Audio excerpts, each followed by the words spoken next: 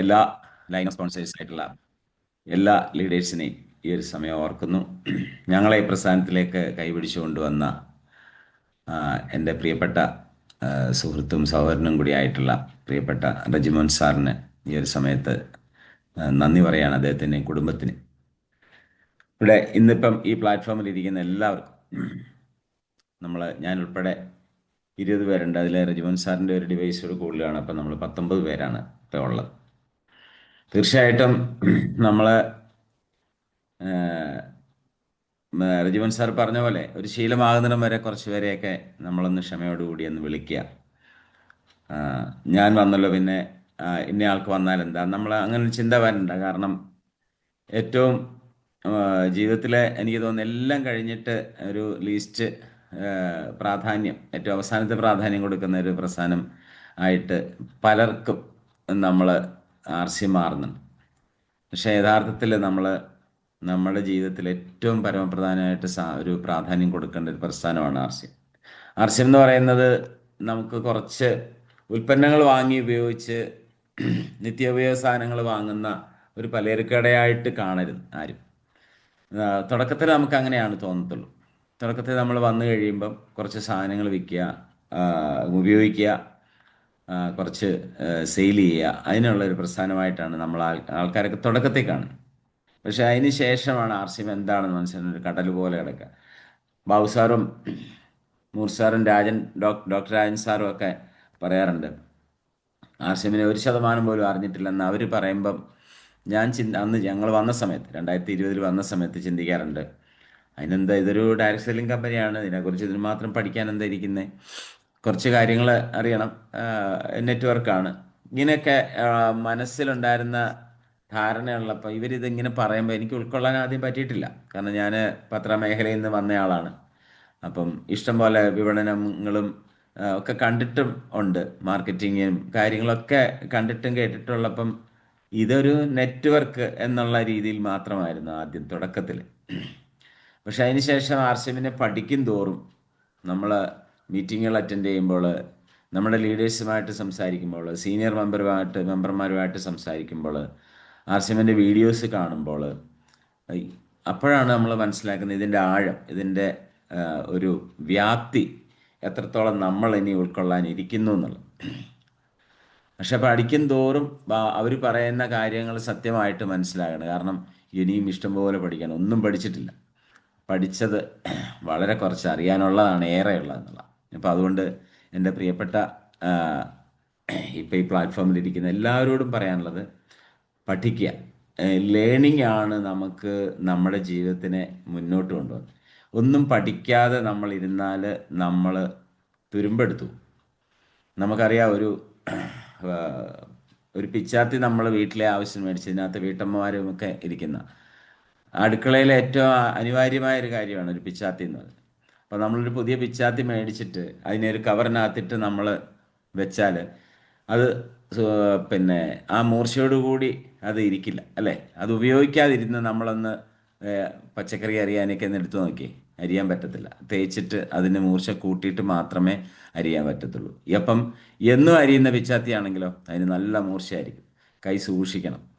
കാരണം എന്നും ഉപയോഗിക്കും തോറും ആ പിച്ചാത്തിയുടെ മൂർച്ച കൂടും. ഇടയ്ക്കിടയ്ക്കൊന്ന് മൂർച്ച കൂട്ടി കൊടുത്താൽ മതി. പക്ഷേ ഉപയോഗിക്കാതിരിക്കുന്ന ഒരു പിച്ചാത്തിക്ക് പോലും നമ്മളെ ഒരു പഴം മുറിക്കാൻ പോലും സഹായിക്കില്ലെങ്കിൽ, ഉപയോഗിക്കാതിരിക്കുന്ന തലച്ചോറും നമ്മളുടെ മനസ്സും നമ്മുടെ പ്രവർത്തന ശൈലിയും വ്യായാമം ചെയ്യാത്ത ശരീരമൊക്കെ ഒന്നിനും കൊള്ളത്തില്ല, ഒന്നിനും കൊള്ളത്തില്ല. നമ്മുടെ ചിന്തയെ നമുക്ക് ശരിയായ രീതിയിൽ വ്യാപിപ്പിക്കാൻ സാധിച്ചാൽ മാത്രമേ നമുക്ക് ഈ ഒരു ലോക ജീവിതത്തിൽ നമ്മൾ ഇവിടെ നിന്ന് നമ്മൾ കടന്നു പോകുന്നിടം വരെയുള്ള ജീവിതത്തെ കൃത്യമായ അളവിൽ വിനിയോഗിച്ചുകൊണ്ട് മറ്റുള്ളവർക്ക് സഹായങ്ങൾ ചെയ്തുകൊണ്ട് ജീവിക്കണമെങ്കിൽ നമുക്ക് കുറേ കാര്യങ്ങൾ പഠിക്കാനും അറിയാനും ഉണ്ട്. അതിനുള്ള വേദികളാണ് ഇതുപോലുള്ള സൂം പ്ലാറ്റ്ഫോമുകളും അതുപോലെ തന്നെ ഫിസിക്കൽ മീറ്റിങ്ങുകളൊക്കെ.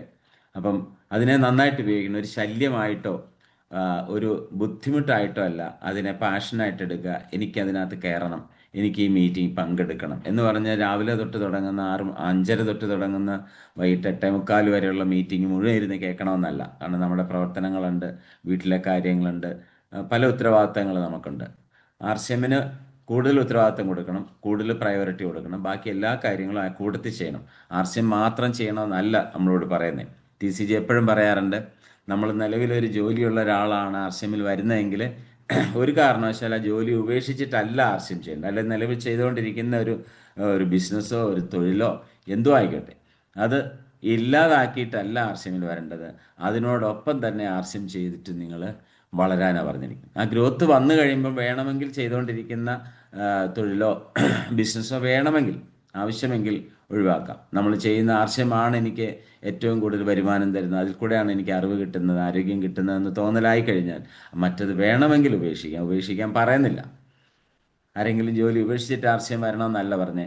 RCM ചെയ്ത് നമുക്കൊരു വളർച്ചയിലേക്ക് വരുമ്പോൾ നമ്മുടെ ഫോക്കസ് നഷ്ടപ്പെടാതിരിക്കാനാണ് മറ്റുള്ളതൊക്കെ വേണമെങ്കിൽ ഉപേക്ഷിക്കാവുന്നത്. കാരണം RCM എല്ലാം തരും, RCM എല്ലാം തരുമെന്ന് നമുക്ക് ബോധ്യമുണ്ടാണ്. ഇപ്പം രാവിലെ നമ്മൾ കണ്ട ഒരു വീഡിയോ, അതിനകത്ത് പറയുന്നൊരു കാര്യമുണ്ട്.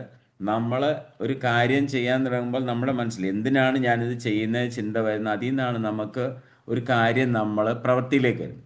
പക്ഷെങ്കിൽ നമ്മൾ പ്രവർത്തിച്ചിട്ടല്ല വിശ്വസിക്കേണ്ടത്, പ്രവർത്തിക്കുന്നതിന് മുമ്പാണ് നമ്മൾ വിശ്വസിക്കേണ്ടതെന്ന് പറയും.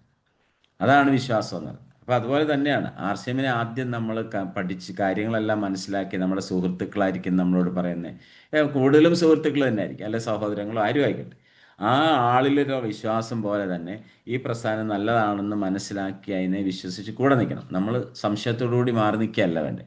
അല്ലെങ്കിൽ RCMൽ വന്നിട്ട് നമ്മൾ ഇതെല്ലാം ഉപയോഗിച്ച് എനിക്ക് ആരോഗ്യം കിട്ടട്ടെ എന്നിട്ട് ഞാൻ വിശ്വസിക്കാം, അല്ല എൻ്റെ അക്കൗണ്ടിൽ പൈസ വരട്ടെ എന്നിട്ട് ഞാൻ വിശ്വസിക്കാം, എൻ്റെ കൂടെ ആൾക്കാർ വന്ന് ജോയിൻ ചെയ്യട്ടെ എന്നിട്ട് ഞാൻ വിശ്വസിക്കാം. അങ്ങനെയല്ല, നമ്മൾ വിശ്വാസത്തോടു കൂടി ഇതിൻ്റെ ഉൽപ്പന്നങ്ങൾ ഉപയോഗിക്കുമ്പോൾ മാത്രമേ നമുക്ക് ആരോഗ്യം കിട്ടത്തുള്ളൂ. നമ്മൾ വിശ്വാസത്തോടു കൂടി മാത്രം ഒരാളോട് സംസാരിച്ചാൽ മാത്രമേ ആ വ്യക്തി നമ്മളോടൊപ്പം അസോസിയേറ്റ് ചെയ്യത്തുള്ളൂ. വിശ്വാസത്തോടു കൂടി മാത്രം RCM ചെയ്താലേ നമ്മുടെ അക്കൗണ്ടിൽ പണം വരത്തുള്ളൂ. വിശ്വാസം ആദ്യം ഉണ്ടാവണം എന്നുള്ളതാണ് ഏറ്റവും വലിയൊരു കാര്യം. ഒരു അസോസിയേറ്റ് ബയർക്ക് വേണ്ട 7 ഗുണങ്ങളെക്കുറിച്ച് TCG നമ്മുടെ പ്ലാൻ ബുക്ക് വായിച്ചവരും വായിക്കാത്തവരും വീണ്ടും വീണ്ടും എല്ലാ ദിവസവും അതെടുത്ത് വെച്ച് ആ പേജൊന്നും മറിക്കണം. പ്രാൺഗീത് കഴിഞ്ഞാൽ താഴെ കിടപ്പുണ്ട് 7 ഗുണങ്ങൾ. അതിലെ ആദ്യത്തെ ഗുണം എന്ന് പറയുന്നത് വിശ്വാസമാണ്. ആ വിശ്വാസത്തിന് ഒരുപാട് വ്യാപ്തി, ഒരുപാട് അർത്ഥതലങ്ങളുള്ളതാണ്. അതിനെക്കുറിച്ചൊന്നും ഞാൻ പറയുന്നില്ല. അതിനൊക്കെ പറഞ്ഞാൽ എൻ്റെ ഇന്നത്തെ വിഷയത്തിൽ നിന്ന് വ്യതിചലിച്ചു പോകും. ഞാൻ യഥാർത്ഥത്തിൽ ഇന്ന് റിജിമോൻ സാറിനോട് പറഞ്ഞിരുന്നത്, സാറേ ഞാൻ പ്ലാൻ ഒന്ന് എങ്ങനെ വളരെ ചുരുക്കി സമയം കൊണ്ട് ഒരാളെടുക്കൽ പ്ലാൻ അവതരിപ്പിക്കുക, അപ്പോൾ എനിക്കും പഠിക്കാമല്ലോ. പക്ഷെ ഞാൻ അതിനോടൊപ്പം ഇന്നലെ ഞാൻ കടയ്ക്കാവൂർ മേഖലയിലായിരുന്നു വർക്ക് ചെയ്തിരുന്നത്. ഇന്നിപ്പം എനിക്ക് തോന്നുന്നു അവിടെ പ്രസാദ് സാറ് നമ്മളോടൊപ്പം ജോയിൻ ചെയ്തിട്ടുണ്ട്. ഇന്നലെ അവിടെയായിരുന്നു എൻ്റെ പ്രവർത്തനം. അദ്ദേഹം ഞാനും കൂടെ കുറേ ആൾക്കാരെ കാണാം. അപ്പം ഞാൻ ട്രെയിനിലിരുന്നപ്പം RCMൻ്റെ പഴയ കാലത്തുള്ളൊരു ഹാൻഡ് ബുക്കുണ്ട്, ഞാൻ അതൊന്ന് വായിക്കാനിടയായി. അത് ഞാൻ ജോയിൻ ചെയ്ത സമയത്ത് എനിക്ക് റെജിമോൻ സാർ തന്നൊരു ബുക്കാണ്. 2020 അതിന് മുന്നേ ഇറങ്ങിയ RCM എന്ത്, എന്തിന്, എങ്ങനെ. ഇതാണ് ആ ബുക്കായിരുന്നു ഒരു കാലത്ത് RCM പ്രവർത്തകർക്ക് വേണ്ട ഒരു ഗൈഡ് ലൈൻസ് കൊടുത്തിരുന്ന ബുക്കാണ്. അതിനുശേഷം നമ്മളിപ്പം റിവൈസ് ചെയ്ത് മൂന്ന് പ്രാവശ്യം റിവൈസ് ചെയ്ത പ്ലാൻ ബുക്ക് വന്നിട്ടുണ്ട്. പിന്നെ ഇഷ്ടം പോലെ വീഡിയോസ് എല്ലാം വന്നപ്പം ഒരു പക്ഷേങ്കിൽ ആ ബുക്കിലുള്ള പ്ലാൻ എന്ന് പറയുന്ന അന്ന് PVക്ക് പകരം BV എന്നായിരുന്നു, ബിസിനസ് വോളിയം എന്നായിരുന്നു, പർച്ചേസ് വോളിയം എന്നല്ല. അപ്പോൾ അതിൻ്റെ പ്ലാനിൽ വേറെ കുറച്ച് ആ പ്ലാനിലെ അമെൻമെൻ്റൊക്കെ നമുക്ക് 2023 തൊട്ട് വരികയും ചെയ്തു.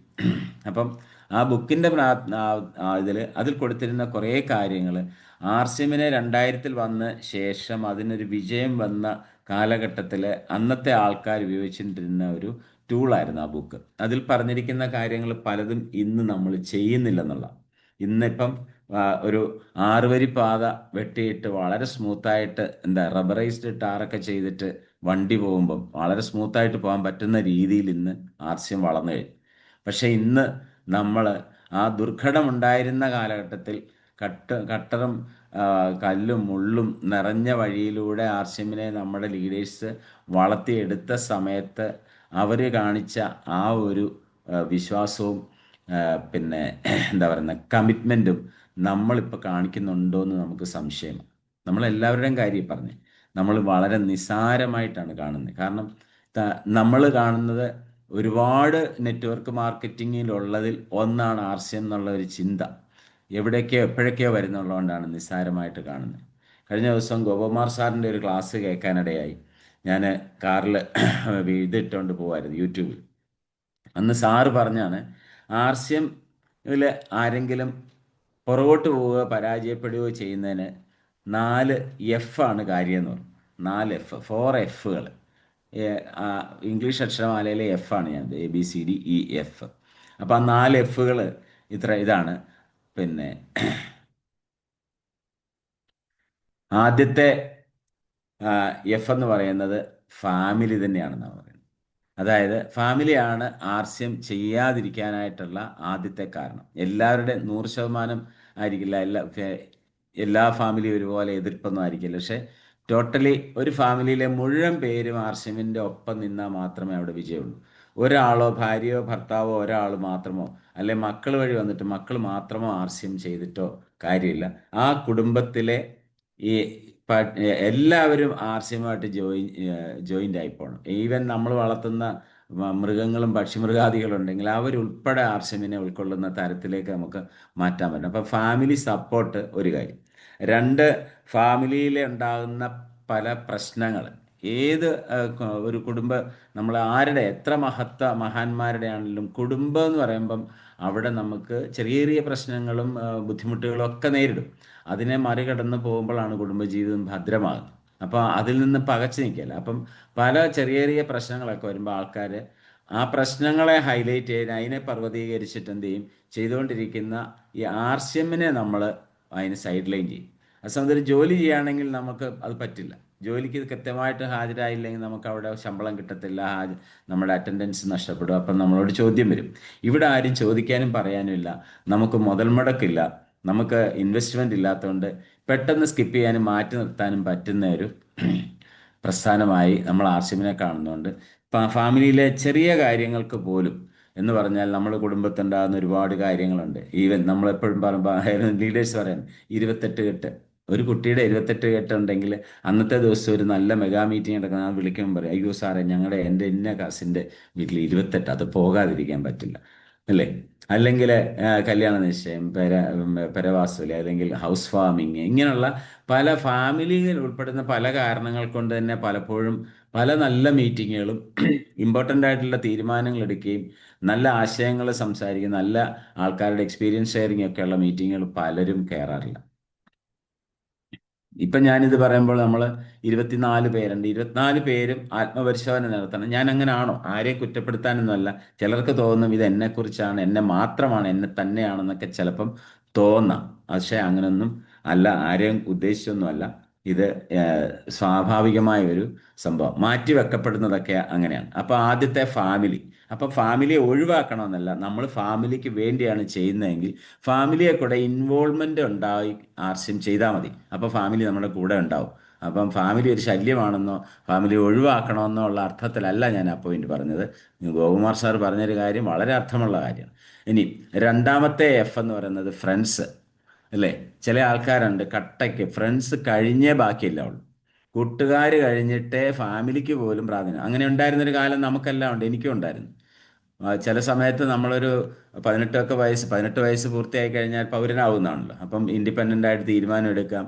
അച്ഛനമ്മമാർ പറയുന്ന ആ സമയത്ത് നമുക്ക് ചോരത്തിളപ്പിൽ അവർ പറയുന്ന അവരോട് വിപ്ലവകരമായ ചില ചിന്തകളൊക്കെ വരുമ്പോൾ അച്ഛനും അമ്മയും പിന്നെ എന്താണ് ഔട്ട്റേറ്റഡ് ആണ്, എനിക്ക് കാര്യങ്ങളെല്ലാം അറിയാമെന്നൊക്കെ ചിന്ത വരുന്ന ഒരു ടീനേജ് ഉണ്ട്. ആ സമയത്ത് കൂട്ടുകാർ പറയുന്ന മുഖ്യം. ഓക്കെ, ആ സമയം കുഴപ്പമില്ല. പക്ഷേ ആർസ്യമി വന്നിട്ടും അല്ലെങ്കിൽ നമ്മൾ ചെയ്തുകൊണ്ടിരിക്കുന്ന ജോലിക്കിലും കൂട്ടുകാർക്കാണ് അമിതമായ പ്രാധാന്യം കൊടുക്കുന്ന ആൾക്കാർ ഇപ്പോഴും. ചങ്ക് വേണം നമുക്ക്, കൂട്ടുകാർ സൗഹൃദങ്ങൾ വേണം. പക്ഷേ ആ കൂട്ടുകാരെ നമുക്ക് ആർസ്യമിലേക്ക് കൊണ്ടുവരാൻ പറ്റണം. അവരെയും കൂടി ഇൻവോൾവ്മെൻ്റ് ആക്കിക്കൊണ്ട് ആർസ്യം ചെയ്ത കൂട്ടുകാരെപ്പോഴും ഉണ്ട്. ഇപ്പം ഞാനും റെജിമോൻ സാറും ഞങ്ങളുടെ സൗഹൃദം ആർസ്യമിന് മുമ്പുള്ള സൗഹൃദം. പക്ഷേ ആ ഒരു സൗഹൃദത്തിൽ നിന്നുകൊണ്ട് ആർസ്യമി വന്നപ്പം ഞങ്ങളുടെ സൗഹൃദം ഒന്നുകൂടെ കൂടി. ഇപ്പം എന്നും വിളിക്കുന്നുണ്ട്, മറ്റേ അങ്ങനെ അല്ലായിരുന്നു. അപ്പം എല്ലാ ദിവസവും അപ്പം എന്തായി, ആ ഫ്രണ്ട്സ് എന്നുള്ള സർക്കിളിനെ സാർ എന്ത് ചെയ്തു, ആർസ്യമായിട്ട് അറ്റാച്ച് ചെയ്തപ്പം എന്നും വിളിക്കുകയും കാണുകയും ചെയ്യും. അപ്പം ആ സൗഹൃദം കൂടിയില്ലേ? അപ്പം അങ്ങനെയാണ് കൂട്ടുകാരെ, അല്ല ഒഴിവാക്കണമെന്നല്ല ഈ പറയുന്നത്. ഇനി ഒഴിവാക്കേണ്ട ആൾക്കാരുണ്ട്, ഒഴിവാക്കണം. കാരണം നെഗറ്റീവായിട്ടുള്ള ആൾക്കാർ, അത് കൂട്ടുകാരാണെങ്കിലും വീട്ടുകാരാണെങ്കിലും നമ്മൾ മാറ്റി നിർത്തണമെങ്കിൽ മാറ്റി നിർത്തണം. ഇത് പഠിക്കണം. അതൊക്കെ ഞാൻ ഇപ്പം 5 വർഷമായി ആർ സി എമ്മിൽ വന്നപ്പം ഞാൻ തുടങ്ങിയപ്പോഴേ ആർ സി എമ്മിൽ ഇങ്ങനെ മനസ്സിലാക്കിയിട്ട് വന്ന ആളൊന്നുമല്ല. കാര്യങ്ങൾ മനസ്സിലാക്കുമ്പോൾ, നമ്മുടെ ലീഡേഴ്സ് പറയുമ്പോൾ അതിനെ കണക്ട് ചെയ്യുമ്പോൾ ചില കാര്യങ്ങൾ തീരുമാനം എടുക്കുകയും നമ്മൾ നന്നാവുകയും ചെയ്യണം. അല്ലേ? താൻ എന്താടോ നന്നാവാത്താന്ന് ചില ആൾക്കാർ ചോദിക്കുന്ന ചോദ്യം നമ്മൾ സ്വയം ചോദിക്കണം.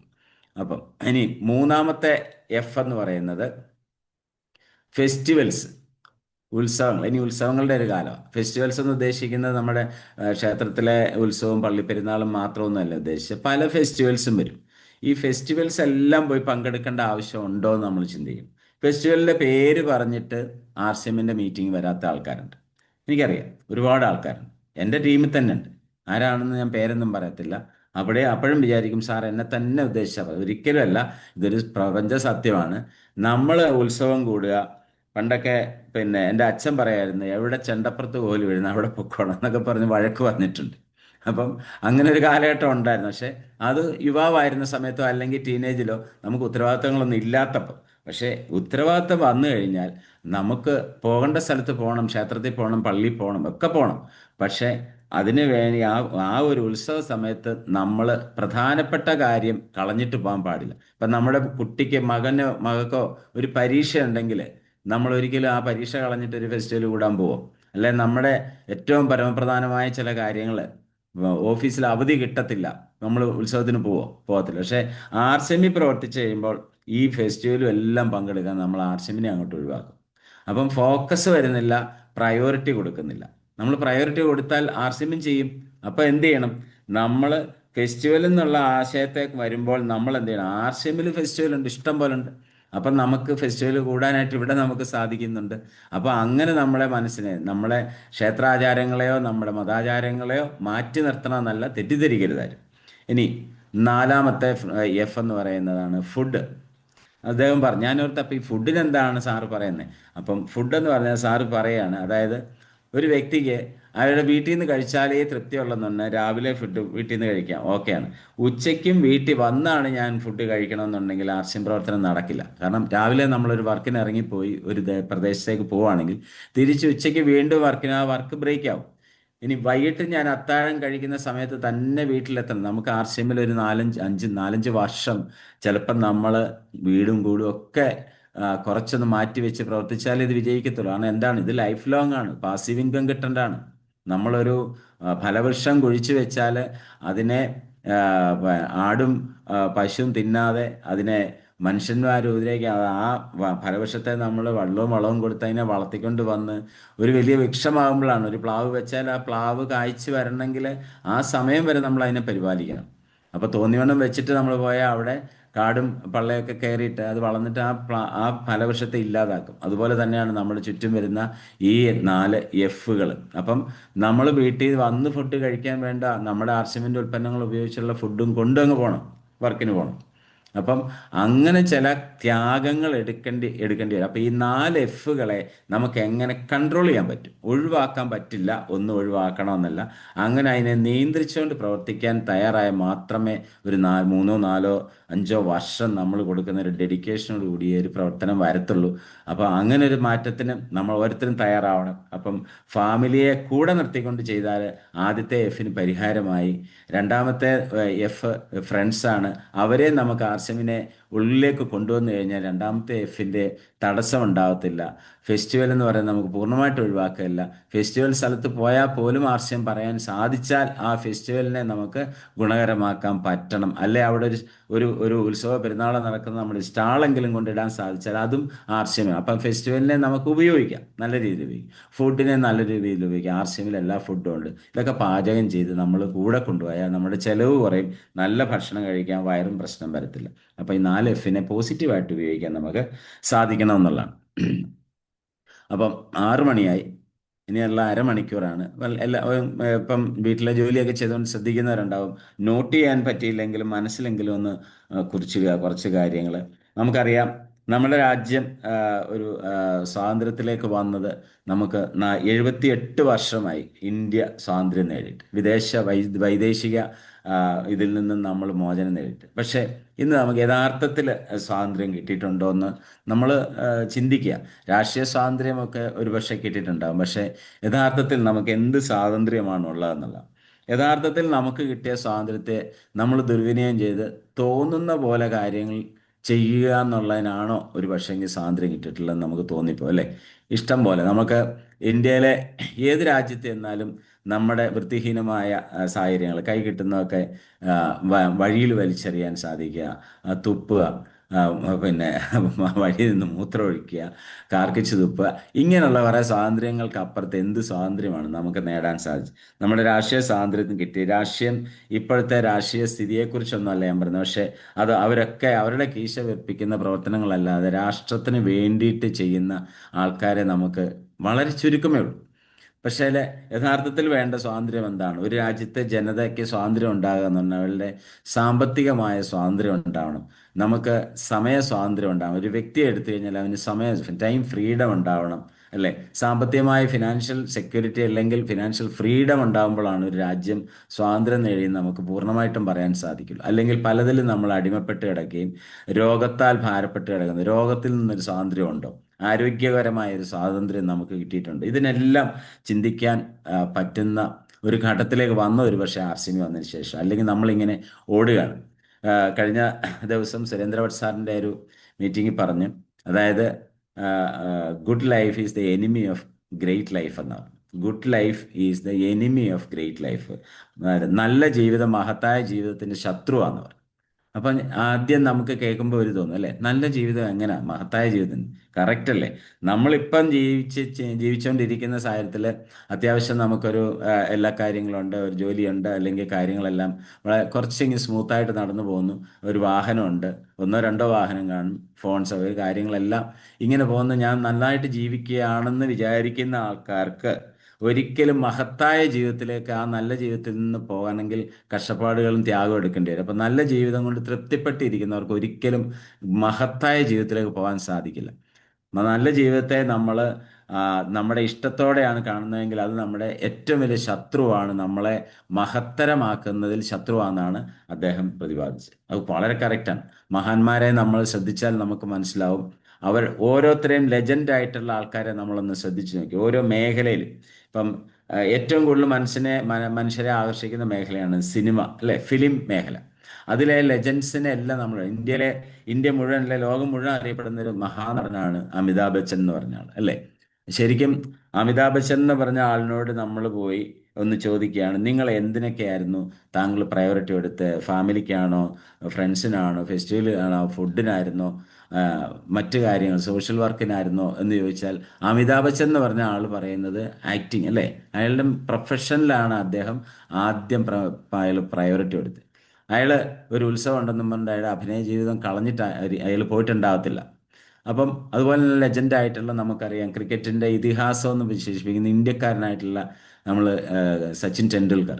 അങ്ങേരെ അങ്ങേരെ കുടുംബത്തിലെ പല പരിപാടികളും പോയിട്ടാണോ അദ്ദേഹം ക്രിക്കറ്റ് കളിച്ചത്? ക്രിക്കറ്റിന് വേണ്ടി ഡെഡിക്കേറ്റ് ചെയ്തപ്പോൾ കുടുംബത്തെ മാറ്റി നിർത്തേണ്ട സാഹചര്യം അങ്ങേർക്ക് ഉണ്ടായിട്ടുണ്ടാവും, അദ്ദേഹത്തിന് ഉണ്ടായിട്ടുണ്ടാവും. അതുപോലെ ഓരോരുത്തരെയും നമ്മൾ പിന്നെ എന്താ പറയുന്നത്, ജീവിതത്തിൽ വിജയിച്ച ആൾക്കാരൊക്കെ അവർ പലതിനെയും ത്യാഗത്തോടുകൂടി മാറ്റി നിർത്തിയിട്ട് ചെയ്തുകൊണ്ടിരുന്ന കാര്യത്തിന് ഫോക്കസ് കൊടുത്തപ്പോഴാണ് അത് വളർന്നിട്ടുള്ളത്. അവരൊന്നും കുടുംബത്തെയും ഫ്രണ്ട്സിനെയും ഒന്നും ഒഴിവാക്കിയിട്ടില്ല, അവരെല്ലാം അതിന് പ്രാധാന്യം കൊടുത്തിട്ടുണ്ട്. പക്ഷേ പ്രയോറിറ്റി കൊടുത്തത് ഏതിനാണെന്ന് നമ്മൾ ചിന്തിക്കണം. അപ്പം ആർസിഎമ്മിൽ നമ്മൾ വരുന്നുണ്ടെങ്കിൽ 100% സമർപ്പണത്തോടുകൂടി, ഡെഡിക്കേഷനോടുകൂടി നമ്മൾ പ്രവർത്തിച്ചാൽ മാത്രമേ നമുക്ക് ആർസിഎമ്മി വിജയിക്കാൻ പറ്റുള്ളൂ. അല്ലാതെ അഴകുഴമ്പം പരിപാടിയായിട്ട് എല്ലാം കഴിഞ്ഞിട്ട് ആർസിഎമ്മി വന്നിട്ട് 10-800 രൂപ അക്കൗണ്ടിൽ വന്നേച്ചാൽ അതുകൊണ്ട് സംതൃപ്തിപ്പെടുകയാണെങ്കിൽ, നമ്മൾ മുമ്പേ പറഞ്ഞാൽ നല്ല ജീവിതം മഹത്തരമായ, നമ്മൾ വലിയ പിൻലെവലുകളൊക്കെ എത്തുന്നതിന് അത് തടസ്സമായി നിൽക്കും. പിൻലെവലുകൾ എത്തുന്നത് പിന്നിൻ്റെ മഹത്തരത്തിന് മാത്രമല്ല, ആ പിൻലെവൽ എത്തുമ്പോഴാണ് നമ്മുടെ അക്കൗണ്ടിൽ പണം വരുന്നത്. ആ പണം കൊണ്ട് വേണം നമ്മൾ എഴുതി വെച്ച സ്വപ്നങ്ങളൊക്കെ സാക്ഷാത്കരിക്കാൻ. അല്ലാതെ ആശയമിൽ ഡയമണ്ട് ആകുക എന്നുള്ളതല്ല നമ്മുടെ ആത്യന്തികമായ സ്വപ്നം. ഡയമണ്ട് ആയിക്കൊണ്ട് നമ്മൾ എഴുതി വെച്ച, നമ്മൾ ലക്ഷ്യമിട്ടിരിക്കുന്ന ലക്ഷ്യങ്ങൾ സാധിക്കാനായിട്ട് ഡയമണ്ട് ആകുക. അല്ല ഡയമണ്ട് കൊണ്ട് വന്നേച്ച് അവിടെ തൃപ്തിപ്പെട്ടിരുന്ന് വീട്ടിൽ കുത്തിപ്പിടിച്ചിരുന്ന കാര്യങ്ങൾ നടക്കത്തില്ല. നമുക്കൊരു യാത്ര, ഒരു വിദേശ യാത്ര പോകണമെങ്കിൽ, നമുക്ക് യൂറോപ്യൻ കൺട്രീസ് സഞ്ചരിക്കണമെങ്കിൽ നമ്മുടെ കയ്യിൽ ഇഷ്ടംപോലെ പൈസ വേണം. അപ്പം നമ്മുടെ ഇപ്പം സമയമുണ്ട്, പക്ഷേ പോകാൻ നമ്മുടെ ഈ പൈസയില്ല. അതിനെന്ത് ചെയ്യണം? ഡയമണ്ട് ആയാൽ മതി.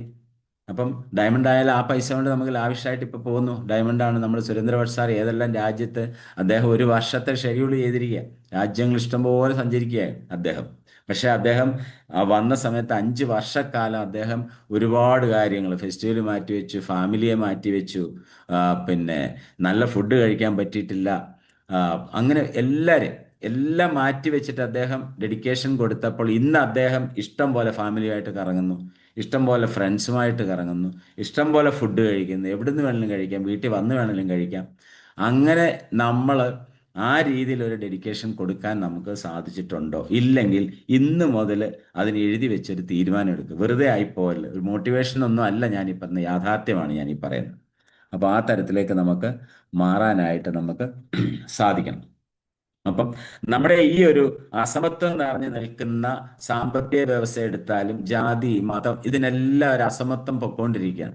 നമ്മുടെ ഇന്ത്യയിൽ രാജ്യം ഒന്നാം സ്ഥാനത്തേക്ക് കുതിക്കുന്നതിന് ഇന്ന് രാജ്യം വേൾഡിൽ എടുത്തു കഴിഞ്ഞാൽ സൈന്യബലം കൊണ്ടും നമ്മളുടെ ജനസംഖ്യ കൊണ്ടും വിദ്യാഭ്യാസം കൊണ്ടും ഒക്കെ ഒരുപാട് എത്തിയിട്ടുണ്ടെങ്കിലും നമുക്കിന്ന് അസമത്വം എന്നുള്ള കാരണം രാജ്യത്തിൻ്റെ 80% പണവും അല്ലെങ്കിൽ സമ്പത്തും കൈകാര്യം ചെയ്യുന്നത് 20% വരുന്ന സമ്പന്നർ മാത്രമാണ്. ആ 20%ത്തിൽ നമ്മളുണ്ടോ? നമ്മൾ എവിടെയാണ് കിടക്കുന്നത്? അപ്പോൾ അങ്ങനെയാണെങ്കിൽ അവിടേക്ക് എത്തണമെങ്കിൽ നമുക്ക് ഇപ്പോഴത്തെ സാഹചര്യം കൊണ്ട്, ഇപ്പം ചെയ്തുകൊണ്ടിരിക്കുന്ന ജോലി കൊണ്ട് ഈ പറഞ്ഞ സമ്പന്നതയിലേക്ക് നമുക്ക് എത്താൻ പറ്റുമോ? അതോ ഇങ്ങനെയൊക്കെ പട്ടിണി കിടക്കാതെ ജീവിക്കാനേ പറ്റത്തുള്ളൂ? അത് മതിയോ നമുക്ക്? അപ്പം പിന്നെ പണ്ട് മലയാളത്തിലെ ഒരു പാട്ടുണ്ട്, ഞാൻ എപ്പോഴും പറയാറുണ്ട്. പിന്നെ ഈ വിദേശത്തുള്ള ആൾക്കാരൊക്കെ ചിലപ്പം പറയും, നാളികേരത്തിൻ്റെ നാട്ടിൽ എനിക്കൊരു നാഴിയിടങ്ങഴി മണ്ണുണ്ട്, അവിടെ 4 കാൽ ഓലപ്പുരയുണ്ട് എന്നൊക്കെ പറഞ്ഞ ആ പുവർ മൈൻഡ്, നമ്മളതൊക്കെ കേട്ട് നമ്മളതിനെ അതൊക്കെ സാഹിത്യമായിരിക്കാം. പക്ഷേ അത്തരം ഒരു മൈൻഡ് സെറ്റോട് കൂടിയാണ് മലയാളി ജീവിക്കുന്നതെങ്കിൽ ഒരിക്കലും നമ്മൾ വളരത്തില്ല. നമ്മളൊക്കെ അത് കേട്ട് പഠിച്ചിട്ടുണ്ടല്ലേ, വയറ് ചുരുക്കി ജീവിക്കണം, മുണ്ട് മുറുക്കി കൊടുക്കണം, ഇങ്ങനെയാണ് ശീലിച്ചതെങ്കിൽ നമ്മളൊരു റിച്ച് മൈൻഡ് അല്ല. യഥാർത്ഥത്തിൽ ആർസിഎമ്മിൽ സമ്പന്നർക്കേ വിജയിക്കാൻ പറ്റത്തുള്ളൂ. എന്ന് പറഞ്ഞാൽ പണമല്ല, മനസ്സിൻ്റെ സമ്പന്നത, റിച്ച് മൈൻഡ് ഉള്ള ഒരാൾക്ക് മാത്രമേ ഈ ആർസിഎമ്മിൽ നമുക്ക് വിജയിക്കാൻ പറ്റും. അങ്ങനെ റിച്ച് മൈൻഡിൻ്റെ ഉടമയാകാനായിട്ട് നമുക്ക് സാധിക്കണം. അതിനാണ് നമുക്ക് ഒരുപാട് ബുക്സുകളൊക്കെ നമ്മൾ വായിക്കണം, അല്ലേ? പിന്നെ റിച്ച് ഡാഡ് പുവർ ഡാഡ് എന്നൊക്കെ പറഞ്ഞ ബുക്സൊക്കെ ഒരുപാട് മോട്ടിവേഷൻ തരുന്ന സാധനം. അതിൽ നിന്ന് നമുക്ക് മാറി ചിന്തിക്കാൻ, നമുക്കൊരു ട്രാൻസ്ഫോർമേഷൻ, നമുക്കൊരു പരിവർത്തനം ഉണ്ടാക്കാനൊക്കെ ഒരുപാട് ബുക്കുകൾ സഹായം. പക്ഷേ എത്ര പേര്, വളരെ ചുരുക്കം പേരെ കാണത്തുള്ളൂ അങ്ങനെ ഒരു വായനാശീലം. എല്ലാ ദിവസവും അരമണിക്കൂർ നമ്മളൊരു ബുക്ക് വായിക്കണം എന്ന് പറഞ്ഞ് എത്ര പേർക്ക് ചെയ്യാൻ സാധിക്കും എന്നൊന്ന് ആലോചിച്ച് നോക്കാം. അങ്ങനെ ഓരോ കാര്യത്തിലും വീഡിയോ കാണണം, 30 മിനിറ്റ് അല്ലെ ഒരു ഒരു ഒരു മോട്ടിവേഷൻ വീഡിയോയോ ആർസിഎമ്മിനെ പഠിക്കാൻ പറ്റുന്ന ഒരു വീഡിയോയോ കാണണം. നമുക്ക് ഇന്ന് വാട്സാപ്പ് ഉണ്ട്, പലരിലും 2 വാട്സാപ്പ്, 2 വാട്സാപ്പ് കാണും. നമ്മൾ കാണുന്ന മുഴുവൻ സോഷ്യൽ മീഡിയയിൽ കൂടെ വരുന്ന വേണ്ടാത്ത വാർത്തകളും നെഗറ്റീവായിട്ട് വാർത്തകളും ക്രൈമും ഒക്കെ കാണാൻ നമുക്കിഷ്ടം. നമുക്ക് ആർസിഎമ്മിനെ പഠിക്കാനുള്ള എത്ര പേര്, ഞാൻ വിമർശിക്കുക, ഞാൻ എന്നെ ആത്മപരിശോധന നടത്തിയ ആത്മവിമർശനമാണ് ഞാൻ നടത്തുന്നത് കേട്ടോ. ഞാൻ അതാ ഉദ്ദേശിച്ചത്. ഞാൻ ഈ തരത്തിലേക്കൊന്നും എത്തിയിട്ടില്ല, സത്യമാണ്. എത്തിയിട്ടുണ്ടായിരുന്നത് ഞാൻ ഈ പിന്നിലല്ല നിൽക്കണ്ടേ. അപ്പം നമ്മൾ ഓരോരുത്തരും ചിന്തിക്കുക, നമ്മൾ എത്രത്തോളം പ്രയോറിറ്റി കൊടുക്കുന്നുണ്ട്, ആർസിഎമ്മിന് പ്രയോറിറ്റി കൊടുക്കുന്നുണ്ടോ, ഫോക്കസ് പോകുന്നുണ്ടെങ്കിൽ നമുക്ക് തിരിച്ചു വരണം. കാരണം ഇതുപോലൊരു പ്രസ്ഥാനം സ്വപ്നതുല്യമായി നമുക്ക് ഇനി ഇതുപോലൊരു പ്രസ്ഥാനം എന്ന് പറയുന്നത് സ്വപ്നത്തിൽ മാത്രമേ കാണത്തുള്ളൂ എന്ന് പറയും, ഒരു പരസ്യത്തിൽ പറയുന്ന പോലെ. ഇനി സ്വപ്നത്തിൽ മാത്രമേ കാണാൻ പറ്റത്തുള്ളൂ. കാരണം ഇത്രയും മഹത്തരമായ ഒരു പ്രസ്ഥാനത്തിന് ഇത്രയും ആൾക്കാർക്ക് ഏറ്റവും ന്യായവിലയിൽ ഈ ഉൽപ്പന്നങ്ങൾ കൊടുത്തുകൊണ്ട് അത് പരിചയപ്പെടുത്തുമ്പോൾ അതിൽ നിന്ന് ഒരു വരുമാനം നേടുന്ന ഒരു മഹത്തരമായ ആശയം, ഏറ്റവും നല്ല ആശയങ്ങളാണ് പലപ്പോഴും നമ്മളെ ഏറ്റവും മഹാന്മാരാക്കുന്നത്. നല്ല ആശയങ്ങൾ നമ്മൾ തന്നെ കണ്ടെത്തിയിട്ട് ചെയ്യണമെങ്കിൽ ഒരുപാട് പാടുപെടുന്നു. ഇന്ന് നല്ല ആശയം നമ്മുടെ കൈ കെട്ടിട്ടുണ്ട്, അതങ്ങ് നമ്മൾ സ്വീകരിച്ചാൽ മതി. പക്ഷെ ആ സ്വീകരിക്കാൻ നമ്മൾ തയ്യാറാവുന്നില്ലെന്നുള്ള എന്താണ്, നമുക്കിതിനകത്ത് ആർസിഎമ്മിൽ വരുന്നതിന് നമുക്ക് യാതൊരുവിധ പണം മുടക്കോ സാമ്പത്തികമായ മുടക്കോ കാര്യങ്ങളോ ഇല്ല. അതേസമയത്ത് 1 ലക്ഷം രൂപ കൊടുത്താൽ മാത്രമേ ആർസിഎമ്മിൽ പ്രവർത്തിക്കാൻ പറ്റുള്ളൂ ആയിരുന്നെങ്കിൽ തീർച്ചയായിട്ടും ഈ നമ്മളെല്ലാവരും ആ 1 ലക്ഷം രൂപയെങ്കിലും മുതലാക്കാൻ നമ്മൾ ശ്രമിച്ചേനെ. പക്ഷെ നമ്മളൊക്കെ എവിടെയൊക്കെയോ ചെയ്യുന്നുണ്ടോ എന്ന് ചോദിച്ചാൽ നമ്മളൊക്കെ ചെയ്യുന്നുണ്ട്. പക്ഷേ കൃത്യമായ ആശയത്തിൽ സിസ്റ്റം അനുസരിച്ച് നമ്മൾ ആർസിഎമ്മിനെ ചെയ്യുന്നില്ല. ഇന്നലെ ഞാൻ ട്രെയിനിൽ കടയ്ക്കാവരും തിരിച്ചു വരുമ്പം ഭയങ്കര ആളാണ്. ഒരുപാട് കുട്ടികൾ ടിക്കറ്റ് കിട്ടാതിട്ട് ജനറൽ കയറിയിട്ട് ബാംഗ്ലൂർക്ക് പോകും. അപ്പോൾ ഞാൻ പരിചയപ്പെട്ട കൂട്ടത്തിൽ ഒരാളുണ്ട്. പുള്ളി ഒരു ടെസ്റ്റിന് പോയിട്ട് വരും. അപ്പം അങ്കമാലിക്കാരനാണ്, അല്ല പാലക്കാടുകാരനാണ്. പരിചയപ്പെട്ട കൂട്ടത്തിൽ ഇങ്ങനെ സാർ എന്ത് ചെയ്യുന്നതെന്ന് എന്നോട് ചോദിച്ചു. അപ്പം ഞാൻ കാര്യങ്ങളെല്ലാം പറഞ്ഞു, ആർസിഎമ്മിൻ്റെ കാര്യങ്ങളൊക്കെ പറഞ്ഞു. പുള്ളി വളരെ ഇൻട്രസ്റ്റ് ആയിട്ട് കേട്ട് കേട്ട് അവസാനം എന്നോട് ചോദിച്ചത്, സാറേ ഇതിനകത്ത് പ്രവർത്തിക്കണമെങ്കിൽ എന്താണ്, നമുക്ക് ഫീസ് വല്ലതും ഉണ്ടോ എന്ന് ചോദിച്ചു. ഞാൻ പറഞ്ഞു ഒരു ഫീസും ഇല്ല. അപ്പോൾ എന്നോട് ചോദിച്ചു, സാറിൻ്റെ നമ്പർ എനിക്കൊന്ന് തരാമോ. സാധാരണ ഞാൻ പരിചയപ്പെടുന്ന ആൾക്കാരെ നമ്മൾ ഒരു മനസ്സിൽ കരുതി ഇദ്ദേഹത്തെ ആർസിഎമ്മിൽ കൊണ്ടുവരാം എന്ന് ഇദ്ദേഹത്തിൻ്റെ നമ്പർ മേടിച്ചു. പക്ഷേ എന്നെ ഞെട്ടിച്ചുകൊണ്ട് ചെറുപ്പക്കാരൻ എൻ്റെ നമ്പർ മേടിച്ചിട്ട് ഞാൻ സാറിനെ വിളിക്കാം. എനിക്ക് ഈ ആശയം കേട്ടപ്പോൾ ഇഷ്ടപ്പെട്ടു. വർക്ക് ചെയ്യുമോ ഇല്ലയോ എന്നുള്ളതല്ല, അവിടെ ഇരുന്നുകൊണ്ട് അത് പറഞ്ഞപ്പോൾ കേട്ട ആളിന് ഈ ഒരു പ്രസ്ഥാനത്തെ മനസ്സിലായി. ഇങ്ങനെ ഒരു സുതാര്യമായ ഇത്രയും ട്രാൻസ്പെറൻ്റ് ആയ ഒരു പ്രസ്ഥാനം ഞാൻ കേട്ടിട്ടില്ല. നിർമ്മാണ യൂണിറ്റിൽ പോയി നമ്മൾ താമസിച്ച് ഗോതമ്പ് പൊടിക്കുന്നത് കണ്ടു. നമ്മളെ ഉൽപ്പന്നങ്ങൾ, നമ്മൾ ഉപയോഗിക്കുന്ന മുളക് പൊടിയും മല്ലിപ്പൊടിയും തേയിലയും ഒക്കെ നമ്മൾ ഉപയോഗിക്കുന്ന വസ്ത്രം നിർമ്മിക്കുന്നത് കാണാൻ ഈ കമ്പനി അനുവദിച്ചെന്ന് അദ്ദേഹത്തോട് പറയാണ്. ഇന്ന് വരെ അദ്ദേഹം ഒരു സെൻട്രൽ ഗവൺമെൻറ് ഉദ്യോഗസ്ഥനാണ്. ഇന്ന് വരെ പുള്ളി ഒരു ഉൽപ്പാദന യൂണിറ്റിലും നമ്മൾ കഴിക്കുന്ന ഭക്ഷണം എങ്ങനെയാണ് ഉണ്ടാക്കുന്നത് കാണാനുള്ള അവസരം കിട്ടിയിട്ടില്ല. ആരും സമ്മതിക്കത്തുമില്ല, പോകത്തുമില്ല, നമ്മൾ ആരും ചോദിക്കത്തുമില്ല. പക്ഷേ ആർസിഎം പറയുന്നു, നിങ്ങൾ വാ, നിങ്ങൾ ബിൽവാരയിൽ വന്ന് ഇത് കണ്ടും നിങ്ങൾ നിങ്ങൾക്ക് തരുന്ന ഭക്ഷണം എങ്ങനെയാണ് ഉണ്ടാക്കുന്നത് നിങ്ങൾ കാണാനാ ആർസിഎം പറയുന്നത്. അപ്പോൾ ഇതുപോലൊരു പ്രസ്ഥാനം കേട്ടിട്ടില്ലെന്ന ചെറുപ്പക്കാരൻ പറയുമ്പോൾ നമുക്ക് ഒരുപാട് ചെറുപ്പക്കാരോട് ആർസിഎം നമുക്ക് പറയാനുണ്ട്. ഒരുപാട് യുവതലമുറയോട് നമ്മൾ പറയുന്നില്ല. നമ്മൾ വിചാരിക്കുന്നത് അവർ കുഞ്ഞുകളിച്ച് നടക്കുക, അവർക്കൊന്നും ഇത് ഇഷ്ടപ്പെടത്തില്ല. ഇഷ്ടപ്പെടുന്നവരുണ്ട്. അപ്പം ഞാനിത് പറയുമ്പം ആ കമ്പാർട്ട്മെന്റിനുള്ള ചുറ്റും ഇരുന്ന പിള്ളേരെല്ലാം ഇത് കേൾക്കുന്നുണ്ട്. അപ്പോൾ അവര് എന്നോട് സ്ഥലം ചോദിച്ചു. എവിടെ? ഞാൻ പെൺകുട്ടികളാണ്, അവർ പഠിച്ചുകൊണ്ടിരിക്കുകയാണ്. അതുകൊണ്ട് ഞാൻ അവരോട് ആർസിഎം ചെയ്യുന്നതായിരുന്നു. പക്ഷേ ആർസിഎമ്മിൻ്റെ ഈ മഹത്വം ഞാൻ സംസാരിച്ചു. അതിൻ്റെ ഗുണം നമുക്ക് വേറെ ഏതെങ്കിലും രീതിയിൽ കിട്ടും, അല്ലെ അത്രയും കാര്യങ്ങൾ എനിക്ക് പഠിക്കാൻ സാധിച്ചെന്ന് ഞാൻ വിചാരിക്കുന്നുള്ളൂ. അവരെ ആർസിഎമ്മിൽ ജോയിൻ ചെയ്യിപ്പിക്കാമെന്നോ അവർ വരുമെന്നോ മോഹങ്ങളോ ഒന്നും ഞാൻ പ്രതീക്ഷ ഉണ്ട്. പക്ഷെങ്കിൽ എവിടുന്നെങ്കിലുമൊക്കെ നമുക്ക് ആൾക്കാർ വരും, ഉറപ്പാണ്. അപ്പം അതുപോലെ നമുക്ക് ഇത്രയും മഹത്തരമായ ഒരു പ്രസ്ഥാനത്തെ നമ്മുടെ കൈ കെട്ടിയിട്ട് നമ്മൾ ചെയ്യുന്നുണ്ട്. അപ്പം രാജ്യത്തുണ്ടാകുന്ന ഈ അസമത്വം ആൾക്കാർക്ക് ഇന്ന് ടെക്നോളജി വളർന്നു, വേൾഡ് എന്ന് പറയുന്നത് മാർക്കറ്റായി, അല്ലെ, ഒറ്റ മാർക്കറ്റായി മാറി.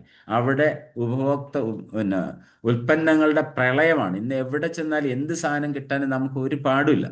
പക്ഷേ നമ്മളെപ്പോലുള്ള സാധാരണക്കാരന് ഇതൊക്കെ പ്രാപ്യമാണോ, അല്ലെങ്കിൽ എനിക്ക് വാങ്ങാൻ പറ്റുന്ന വിലയിലുള്ള ഉൽപ്പന്നങ്ങളാണോ പൊതുവിപണിയിൽ വരുന്നത്? പ്രത്യേകിച്ച് നമുക്ക് മൾട്ടിനാഷണൽ കമ്പനികളുടെ നമ്മൾ ഉപയോഗിക്കുന്ന പല സാധനങ്ങളും ഉപയോഗിച്ചുകൊണ്ടിരുന്ന, ഇപ്പോഴല്ല, ആർസിഎം വന്നതിന് ശേഷമാണ് യഥാർത്ഥത്തിൽ നമ്മുടെ സ്വദേശി എന്നുള്ള ഉൽപ്പന്നം ഉപയോഗിക്കാൻ തുടങ്ങി. അതിന് മുമ്പ് നമ്മൾ ഉപയോഗിച്ചുകൊണ്ടിരുന്ന മിക്ക സാധനങ്ങളും, രാവിലെ എഴുന്നേൽക്കുമ്പോൾ മുതലുള്ള പല സാധനങ്ങളും നമ്മൾ വിദേശ കുത്തകകളുടെ ഉൽപ്പന്നങ്ങൾ ഉപയോഗിക്കാൻ നിർബന്ധിതമായിരുന്നൊരു കാലഘട്ടത്തിൽ നിന്ന്, നമ്മളെ വഞ്ചിച്ചുകൊണ്ട് നമ്മളെ ചീറ്റ് ചെയ്തുകൊണ്ട് പോകുന്ന ഒരു കാലഘട്ടത്തിൽ നിന്ന് ആർസിഎം എന്നുള്ള പ്രസ്ഥാനം വന്നില്ലായിരുന്നെങ്കിൽ ഇന്നും നമ്മൾ അതിനൊക്കെ അടിമപ്പെട്ട് കിടന്നു.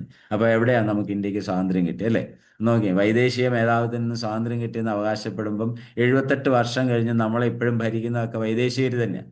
അതിനൊരു മോചനമാണ് യഥാർത്ഥത്തിൽ ആർസിഎം എന്ന് പറയുന്നത്. അതിനെ നമ്മൾ തിരിച്ചറിഞ്ഞില്ലെങ്കിൽ നാളുകളിൽ ഇന്ത്യ എന്ന് പറയുന്ന പ്രസ്ഥാനം മൊത്തം വിദേശ കുത്തകൾ, അവര് ഇവിടെ വന്നിപ്പം നമ്മളെ അടക്കി ഭരിക്കുന്നില്ലെന്നേ ഉള്ളൂ.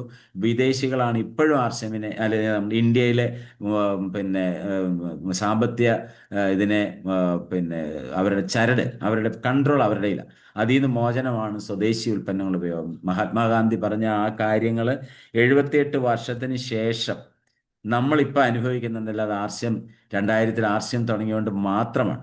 ബാക്കിയുള്ള എല്ലാ നെറ്റ്വർക്ക് കമ്പനികളും മറ്റ് രാജ്യങ്ങളുടെ പ്രോഡക്റ്റ് ഇവിടെ കൊണ്ടുവന്നിട്ട് നെറ്റ്വർക്ക് ഉണ്ടാക്കി കൊടുത്തുകൊണ്ടിരിക്കുക. നമ്മളാണ്, ആർസിഎമാണ് സ്വദേശി. അപ്പം ഈ അസമത്വത്തെ ഇല്ലാതാക്കി രാജ്യത്തെ എല്ലാവർക്കും ഒറ്റ ഇതിൽ നല്ല ഉൽപ്പന്നം ന്യായ വിലയിൽ കൊടുക്കാൻ സാധിക്കുക. സാധാരണക്കാരനെ പൊതുവിപണിയിൽ നിന്ന് അവനെ ബഹിഷ്കരിക്കപ്പെടരുത്.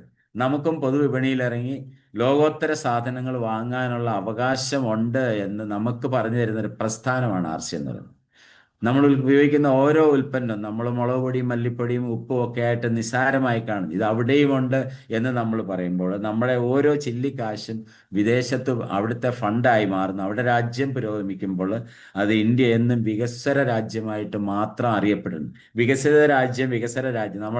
ഈ നമ്മുടെ സോഷ്യൽ സ്റ്റഡീസ് ഒക്കെ പഠിക്കുന്ന സമയത്ത് ചോദ്യം, ഇന്ത്യ ഇതിലേതിൽ പെടുന്നു? വികസനം, വികസിതം എന്ന് പറയുന്നത് നമ്മൾ വികസനത്തിന് ടിക്കറ്റ് കൊണ്ടിരുന്ന ആൾക്കാരാണ്. വികസനം വളരുന്നേ ഉള്ളൂ. വികസിതം എന്ന് പറയാൻ നമുക്ക് സാധിച്ചില്ല. പക്ഷെ ഇന്ന് ആർഷ്യമിലൂടെ പോകുന്ന ഒരു എന്താ പറയുന്നത്, സാമ്പത്തിക വിപ്ലവം, ആരോഗ്യ വിപ്ലവം, ഇതൊക്കെ നമുക്കൊരു വികസന രാജ്യത്ത്, വികസിച്ച രാജ്യം, വളർന്നു കഴിഞ്ഞ രാജ്യത്തിന്റെ നാന്ദി കുറിക്കുന്നതാണ് ശരിക്കും പറഞ്ഞ ആർഷ്യം. അപ്പൊ അതിനെ നമുക്ക് ആ അസമത്വം ഇല്ലാതാക്കി ഇവിടെ ഇന്ന് 4 കോടിയിലധികം ജനങ്ങൾക്ക് ഒരേ റേറ്റിൽ ഒരേ ഗുണനിലവാരമുള്ള സാധനം, അത് രാജസ്ഥാൻ തൊട്ട് കാശ്മീർ തൊട്ട് കന്യാകുമാരി വരെയുള്ള ആർഷ്യമിൻ്റെ ഷോപ്പിൽ ഒരേ ഗുണനിലവാരത്തിൽ പാവപ്പെട്ടവനും പണ്ഡിതനും പിന്നെ പണക്കാരനും പാവപ്പെട്ടവനും പണ്ഡിതനും പാമരനും ഒക്കെ ഒരേപോലെ വാങ്ങി ഉപയോഗിക്കാൻ പറ്റുന്ന ഒരു ഏകീകൃത സംവിധാനം ആർഷ്യം അല്ലാതെ വേറൊരിടത്തുമില്ല. മറ്റെല്ലാ മാളുകളിലും ലുലുവിൽ പോയാലും എവിടെ ചെന്നാലും പല തരത്തിൽ തട്ടിലുള്ള ആൾക്കാർക്ക് ഉപയോഗിക്കാനുള്ള സാധനമായിരിക്കും. ചില തട്ട് നമ്മൾ കണ്ട അതിൻ്റെ വിലയും കണ്ട നമ്മൾ അവിടുന്ന് പിന്മാറുക. നമ്മുടെ പോക്കറ്റിൽ പൈസ ഇല്ല. അപ്പം അവിടെ നമുക്കൊരു ഏകീകൃത സ്വഭാവം ഉണ്ടോ? നമ്മളെ ആ വിപണിയിൽ നിന്ന് നമുക്ക് ആ സാധനം അപ്രാപ്യമായതുകൊണ്ട് നമ്മളെ പുറന്തള്ളപ്പെടും. പണം ഉള്ളവനേ കിട്ടത്തുള്ളൂ. പക്ഷെ ആർഷ്യമില് പണം വേണോ? ബിസിനസ് ചെയ്യാൻ പണം വേണോ? വീട്ടിലേക്ക് ആട്ടയും എണ്ണയും മുളകും ഉപ്പും മല്ലിയും മേടിച്ച് ഉപയോഗിച്ചാൽ ആർഷ്യമിൽ ബിസിനസ് ചെയ്യാം. ആർക്കും ചെയ്യാം, അല്ലേ? ഒരു പൈസ പോലും മുടക്കാൻ. പക്ഷെ അതിൻ്റെ അന്തസത്ത നമ്മൾ മനസ്സിലാക്കാതെ പ്രവർത്തിച്ചാൽ ഒരിക്കലും നമുക്ക് ആർഷ്യമിലെ കൃത്യമായൊരു വളർച്ച നമുക്കുണ്ടാവില്ല. അതുകൊണ്ട് പ്രിയപ്പെട്ടവരെ, എനിക്ക് പറയാനുള്ളത്, നമ്മൾ ആഴത്തിൽ പഠിച്ച് ഉള്ളിലൊരു ഉറച്ച തീരുമാനം, ഞാൻ 100% എടുത്തു കഴിഞ്ഞു. കാരണം ഇനി നമുക്ക് മുന്നോട്ട് പോകാനായിട്ട് വേറെ യാത്രാ വണ്ടിയില്ല.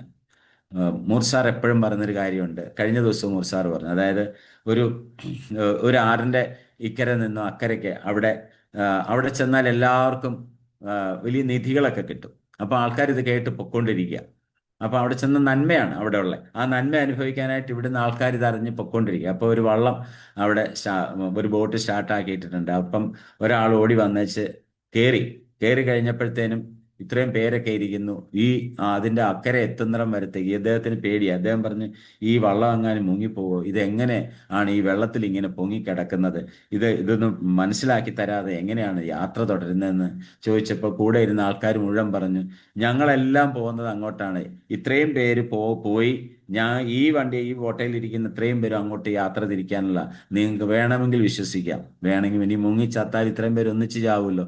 അപ്പം ഇത് എങ്ങനെയാണ് ഈ വെള്ളത്തിൽ ഈ ബോട്ട് പൊങ്ങിക്കിടക്കുന്നതെന്നുള്ള ശാസ്ത്രീയമായ കാര്യങ്ങൾ പഠിച്ചിട്ട് ആ ബോട്ടെ ഞാൻ യാത്ര ചെയ്യത്തുള്ളൂ എന്ന് പറയുന്ന യാത്രക്കാരന് ഒരിടത്തും എങ്ങനെ എത്താൻ ചെല്ലത്തില്ല എന്ന് പറഞ്ഞ പോലെയാണ് പലരും ആർസിഎമ്മിൽ കയറിയിട്ട് ഇതെങ്ങനെയാണ് ഈ പൈസ കിട്ടുന്നത്, എങ്ങനെ ഈ വരുമാനം വരും, കാരണം ഇത് ഉപയോഗിച്ചാൽ ആരോഗ്യം കിട്ടുമോ, എണ്ണ കുടിച്ചാൽ നല്ലതാണോ, ഈ സംശയങ്ങളുമായിട്ടിരുന്നാൽ ഇത് അവസാനത്തെ ബോട്ടാണ്.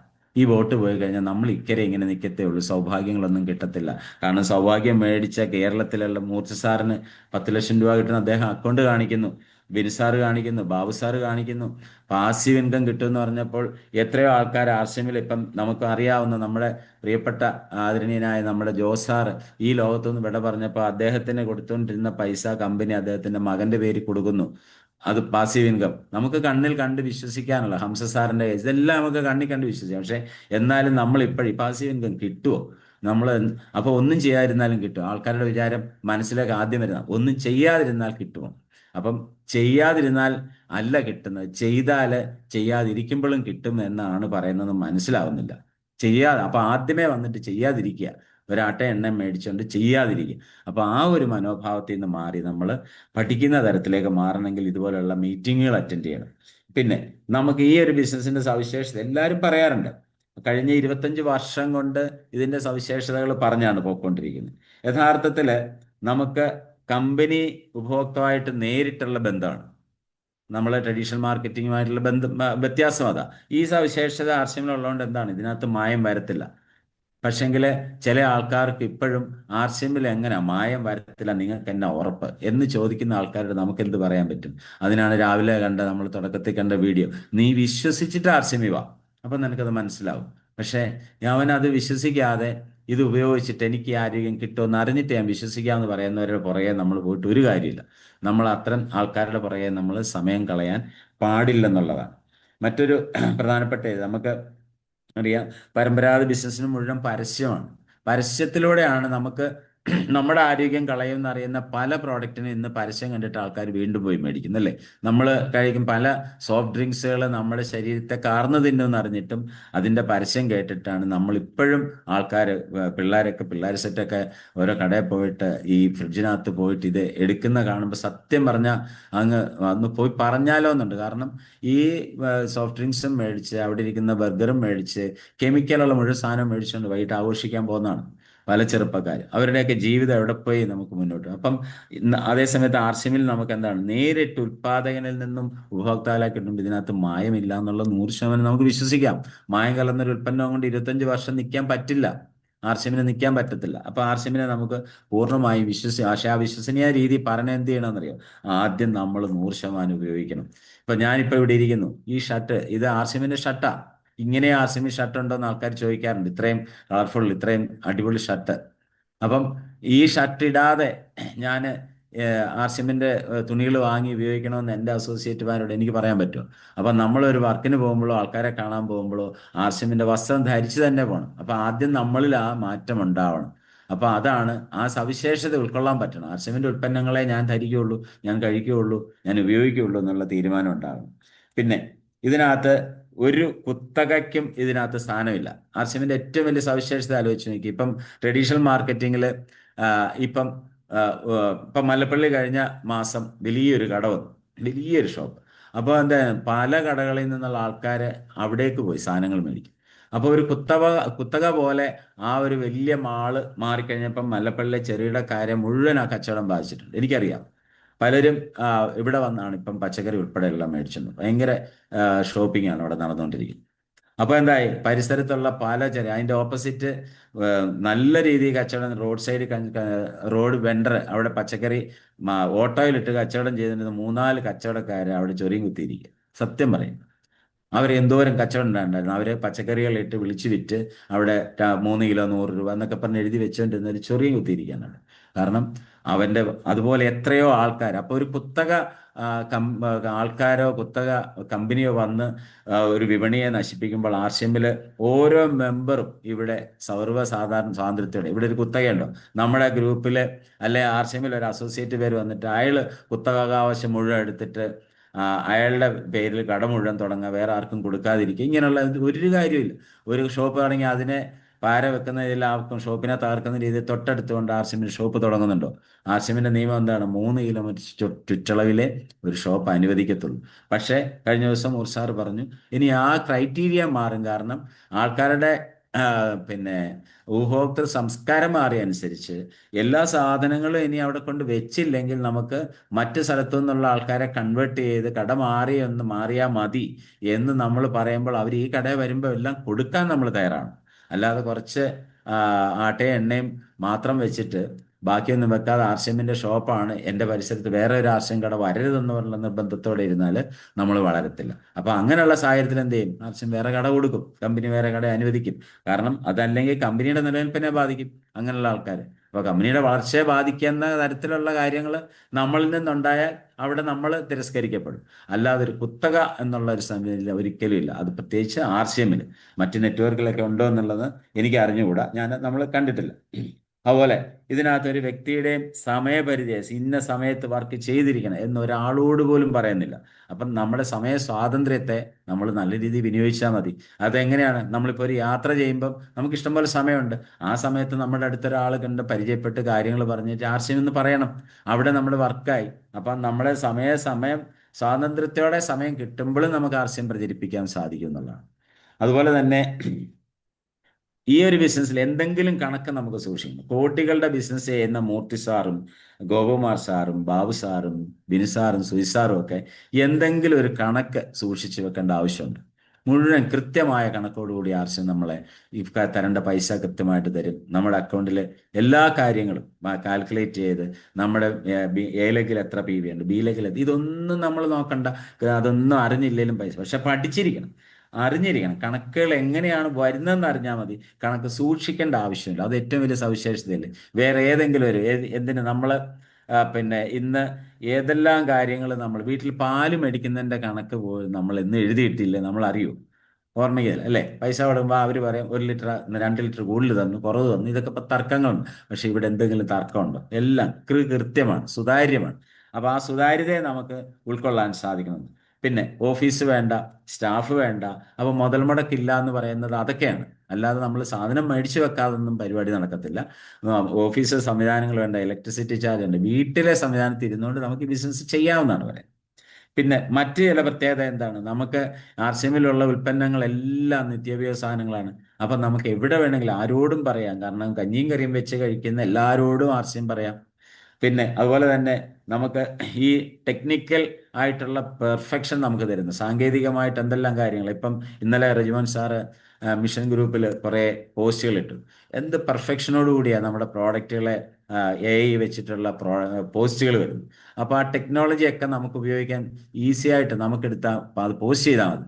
അതേസമയത്ത് നമ്മൾ സ്വന്തമായിട്ടൊരു കട നടത്തണമെങ്കിൽ ഒരു ഡിസൈൻ ചെയ്യണമെങ്കിൽ ആ ഡിസൈനർക്ക് എത്ര രൂപ പൈസ കൊടുക്കണം, ഫ്ലെക്സ് അടിക്കണം, അത് ചെയ്യണം, ഇത് ചെയ്യണം. നമുക്കിത് വല്ലതും വേണം. സോഷ്യൽ മീഡിയയിൽ ഇതിനെ നമ്മൾ ഉപയോഗിച്ചാൽ മതി.